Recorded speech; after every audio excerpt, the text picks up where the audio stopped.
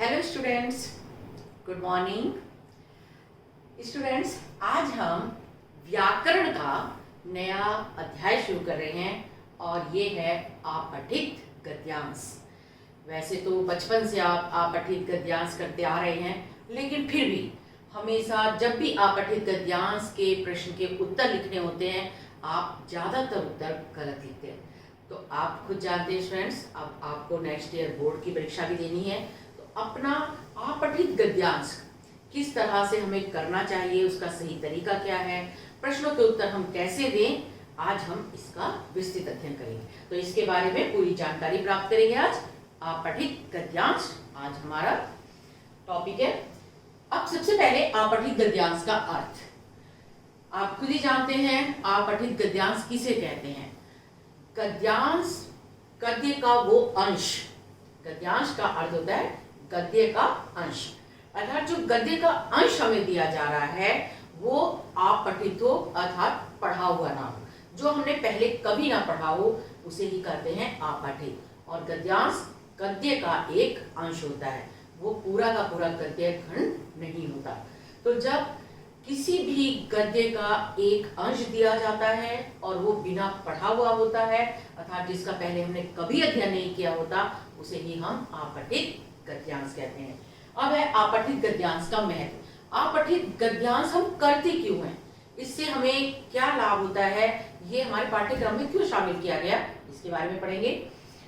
गद्यांश के माध्यम से, जब हमें गद्यांश दिया जाता है आपठित गद्यांश, तो इसके माध्यम से किसी भी विषय को हम समझते हैं, हम उसे बार बार पढ़ते हैं, और कोई भी विषय हमें दे दिया जाए तो उसके बारे में हम जानकारी प्राप्त करते हैं।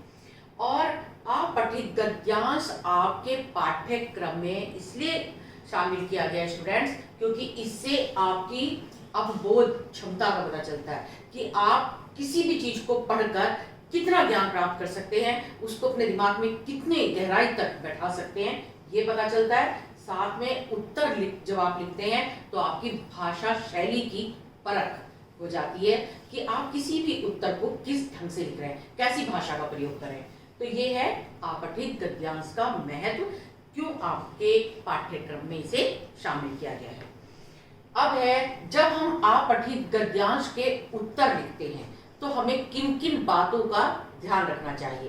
तो जब हम आपठित गद्यांश करें तो हमें निम्नलिखित बातों का ध्यान रखना चाहिए। स्टूडेंट्स, इसे बहुत अच्छी तरह समझना, क्योंकि आपके लिए बहुत महत्वपूर्ण है। और आप खुद जानते हैं, इस बार जो आपका पीए थर्ड शुरू होने वाला है, पैरोडिक टेस्ट थर्ड, उसमें आपठित गद्यांश आएगा और फिर आपके एग्जाम में भी हमेशा आता ही है।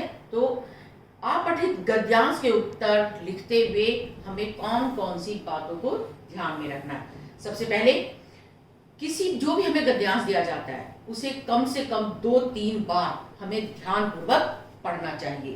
ध्यानपूर्वक क्यों पढ़ेंगे?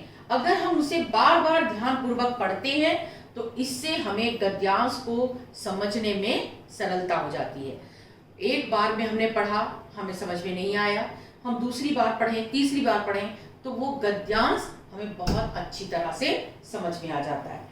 दूसरा है, गद्यांश को बार बार पढ़कर हम उसके भावार्थ और केंद्रीय भाव को समझ लें। जब हम कभी भी कोई भी गद्यांश हमें दिया जाता है, हम गद्यांश को पढ़ते हैं, तो हमें इतनी गहराई से उसको पढ़ना चाहिए कि उसका भावार्थ हमें समझ में आ जाए और साथ में उसका जो केंद्रीय भाव है, अर्थात इस गद्यांश के माध्यम से हमें क्या समझाया गया है, वो केंद्रीय भाव भी हमें समझ लेना चाहिए। फिर है नंबर 3, हमें कौन सी बातों का ध्यान रखना चाहिए। जब हम गद्यांश पढ़ें तो जो महत्वपूर्ण सूचनाएं गद्यांश में दी हुई हो, मुहावरे दिए हुए हो, संधि दी हुई हो, समास हो, कठिन शब्द हो, विलोम हो, पर्यायवाची हो, ऐसे शब्दों को हमें रेखांकित कर देना चाहिए। जब भी हम गद्यांश पढ़ते जाएं तो उसमें जो भी सूचनाएं दी हुई हो, मुहावरे दिए हुए हो, संधि हो, समास हो, पर्यायवाची हो, विलोम हो, कोई भी अगर हमें मालूम है कठिन शब्द है, महत्वपूर्ण है ये हमारे लिए, तो उनको अंडरलाइन करिए, उनको रेखांकित करिए। फिर है नंबर 4, जब हम गद्यांश पढ़ते हैं तो गद्यांश के अनुरूप ही हमें प्रश्नों का उत्तर लिखना चाहिए। कभी कभी क्या होता है, हम गद्यांश को पढ़ते हैं, हमसे प्रश्न पूछा जाता है, हम कुछ तो गद्यांश में से लेते हैं और कुछ अपने मन से उत्तर लिखना शुरू कर देते हैं, जबकि ऐसा नहीं होना चाहिए। गद्यांश के अनुरूप ही हमें प्रश्नों का उत्तर देना चाहिए और गद्यांश के बाहर से हमें मिलते जुलते भावों का प्रयोग कभी नहीं करना चाहिए। मोस्टली स्टूडेंट्स क्या करते हैं कि जब भी वो प्रश्न का उत्तर लिखते हैं तो कुछ गद्यांश में से लिखते हैं और कुछ अपने मन से उसका उत्तर बना लेते हैं, अपने मन के भावों को उसमें समाहित कर देते हैं और उत्तर लिखते हैं। उसके लिए आपको कभी भी नंबर नहीं दिए जाते, क्योंकि आपको सामने गद्यांश दिया हुआ है, आप गद्यांश के अनुरूप ही उत्तर लिखिए। फिर है जो इम्पोर्टेंट है वो है 5th वाला पॉइंट। इस बात को बहुत अच्छी तरह समझिए। हमेशा आपसे कहा जाता है कि दिए हुए गद्यांश का उचित शीर्षक लिखिए या उपयुक्त शीर्षक लिखिए, और आप कितनी 3-4 लाइन का शीर्षक लिख डालते हैं। आपको जानते हैं शीर्षक का अर्थ ही होता है टाइटल। हम इस गद्यांश के लिए क्या टाइटल दें, क्या शीर्षक दें, और आप जानते हैं जैसे शीर्षक पाठ का जो नाम होता है वो उस पाठ का शीर्षक ही होता है, ऐसे ही आपको जो भी शीर्षक उसका देना है वो तर्क सहित होना चाहिए। आपने जब पूरा गद्यांश पढ़ लिया है तो गद्यांश में कौन कौन सी बातें समाहित हैं, कौन कौन सी महत्वपूर्ण बातें हैं, उन सबको ध्यान में रखकर ही हमें शीर्षक लिखना चाहिए। और शीर्षक में कम से कम शब्दों का प्रयोग हो। आप करते हैं 3-3, 4-4 लाइन का आप शीर्षक ले देते हैं, वो कभी शीर्षक नहीं होता। टीचर उसमें आपको 0 नंबर देते हैं। इसलिए शीर्षक कम से कम शब्दों का हो, 2-3, ज्यादा से ज्यादा 4-5 शब्द, इससे ज्यादा शब्दों का प्रयोग शीर्षक लिखते हुए नहीं करना चाहिए। तो ये जो सामने 5 बातें तो मैंने आपको लिखी हुई हैं, इसके साथ साथ हमें और क्या क्या बातों को समझना चाहिए। लघु उत्तरीय और अति लघु उत्तरीय प्रश्न आते हैं। आपने देखा होगा जो कुछ प्रश्न होते हैं वो 2 नंबर के होते हैं, 10 नंबर का क्योंकि गद्यांश आता है, कुछ 2 नंबर के होते हैं, कुछ 1 नंबर का होता है। तो आपको लघु उत्तरीय एवं अति लघु उत्तरीय प्रश्नों के उत्तर जो हैं वो निर्धारित अंक के अनुसार और शब्द सीमा के अनुसार ही देने चाहिए। अगर आपको पता है कि ये प्रश्न 2 नंबर का है तो आप उसके अनुसार ही उत्तर दीजिए। अगर वो प्रश्न 1 नंबर का है तो आप प्रश्न का उत्तर बहुत ही अति लघु उत्तरीय आपका होना चाहिए, बहुत छोटा सा उत्तर दीजिए, क्योंकि उसके लिए आपको केवल 1 अंक मिलेगा। तो इसलिए लघु उत्तरीय, अति लघु उत्तरीय क्या लिखा हुआ है और वो जो प्रश्न है वो कितने नंबर का है, कितने अंक का है, ये ध्यान में रखते हुए ही आप प्रश्नों का उत्तर लिखिए। और अंत में विद्यार्थी एक बात बहुत ध्यान से समझिए कि जब भी प्रश्नों के उत्तर लिखें तो उत्तरों को एक बार दोबारा पढ़ जरूर लीजिए।